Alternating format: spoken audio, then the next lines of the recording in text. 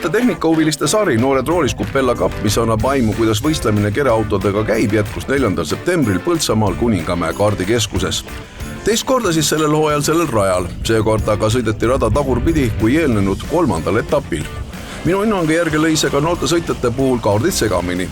Kooli algus oli rõõmsalt taas sõitjate arvu kergitanud, tegemist siis selles sarjas 3 sõiduvooruga, kus parima läbimise aeg annab siis lõpliku paremuse. Kõike seda kontrollivad ja aitavad rajal paremini liikuda kogenud sõitjad erinevatelt tehnikaspordialadelt. Arvestus nagu ikka käib 4 erinevas vanuseklassis. Võtame kõigepealt ette nooremate tüdrukute sõidud. Rajal käis neid selles vanuserühmas 8. 5. tulemuse sõidab välja Karoli Nagel ja see tuleb tema 3.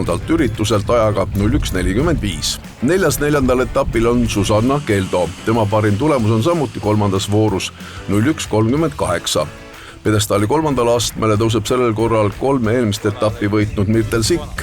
Mitte kuidagi saada sõitu sirgeks ja saadud ajalised karistused annavad parima tulemuse teises voorus ajaga 01.37 ja selle sees lausa 10 trahvisekundit. Teiseks tuleb sellel korral Keiti Eerik ajaga 01.34, mille hulgas samuti 5 trahvisekundit. Etapi aga võidab kogu selle aastase sarja väga tihedalt Mirteliga konkureerinud Elisabeth Tamm. Tema võiduaeg on 01.27 ja see sünnib 3. sõiduvoorus. Seega uus võitja sellel hooajal nooremate tüdrukute hulgas. Selles vanuserühmas jätkab nüüd liidrina Mirtel Sikk, temal on koos 75 punkti, teine on Elisabeth Tamm 71, edasi Keiti Eerik punkte 57, Maria Mäeotsal 51 ja Karoli Nagelil 49. Noorema vanuserühma poisse käib koos kõige enam, seda lausa 28 ja nende hulgas palju uusi nimesid, mis igati rõõmustab. Oli väga põnev sõidupäev ka selles arvestuses. 5. tulemuse etapil saab sellel korral Tanel Meier. Selleks tuli tal teises voorus rada läbida puhtalt ja ajaga 01.17,211. Tuleb lisada, et konkurents oli tihe. 4. tuleb lausa esimese voorus välja sõidetud ajaga 01.17 ja 148 Kaspar Pikpõld. Teistes voorudes said talle määravaks ajalised karistused. 3. noormees oli sellel korral Robin Roose. Veatu sõit 3. voorus ja aeg oli tal siis 01.14. Teisele kohale suudab sellel korral sõita Jandro Kuusk. Tema parim tulemus sünnib teises voorus ja on siis 01.10. 4. etapi võidab aga väga hea sõidu teinud Ron Gregor Kadak ja eksimused tulid sisse vaid teisel läbimisel. Võiduaeg sünnib 3. voorus ja see on 01.08. Võidu oleks talle toonud ka esimese vooru aeg 01.09. Nii hea soos oli ta sellel etapil. Täitsa hästi, esimeses voorus panin kohe aja alla ja see viimane voor tuli ka täitsa hea, nii et tuli hästi.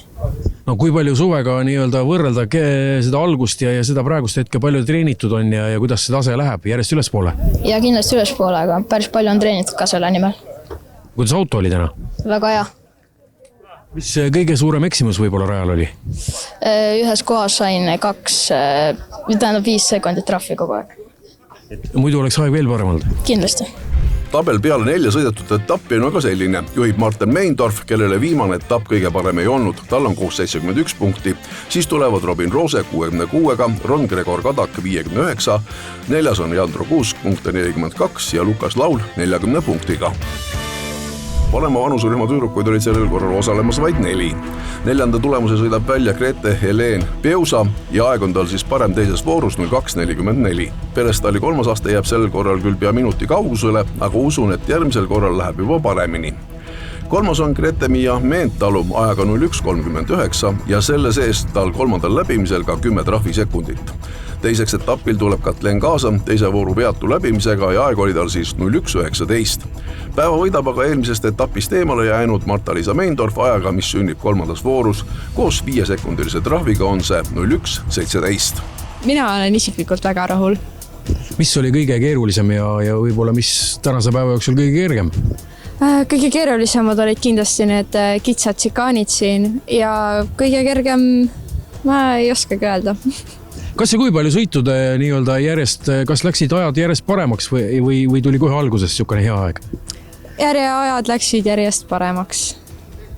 Kui nüüd suve alguses siia praegu võtta, et kui palju nii-öelda on tulnud seda õppimist ja nii-öelda kogemust juurde? Õppinud otseselt ei ole, pigem olen käinud pidevalt võistlustel. Ja ikka selleks, et võita? Jah. Selles vanuserühmas on liider Katleen Kaasen 66 punktiga, eelmise etapil vahele jätnud Marta-Liisa Meindorfil on kokku 60 ja Annabel Taaberil 47 punkti. Vanema vanuserühma poiss oli Põltsamaale sõitma tulnud 17. Põhiline konkurents käis juba vanade tuttavate sõitjate vahel. Viiendaks tuleb sellel korral Larsen Lubi, kes saavutab aja 01.12.727 kolmandas voorus ja selle sees juba 5 sekundiline karistus, mida jagatakse rajal olnud tähiste puute eest. 4. noormes sellel korral Gren Simon Kadak, kolmanda vooru puhta läbimise aeg oli tal 01.12.340. Selle etapi kolmanda tulemuse eest hoolitseb Indrek Siimenson. 2 esimest vooru tal nii head ei olnud, kui kolmandas puhta sõiduga näidatud aeg 01.10.969 oli piisav. Teine oli 4. etapil sellel korral Kaur-Aron Alaväli. Parim aeg tuleb tal samuti kolmandast voorust ja on sellel korral 01.08.817. Etapi aga võidab juba 2 aastat järjest selles vanuserühmas Kaur-Aroniga tõsist heitlust pidav Marten Õunamaa, mille ta sõidab välja samuti kolmandas voorus. Oli puhas läbimine ja aeg vaid mõne sajandik pügala võrra parem teise koha noormehest 01.08.464.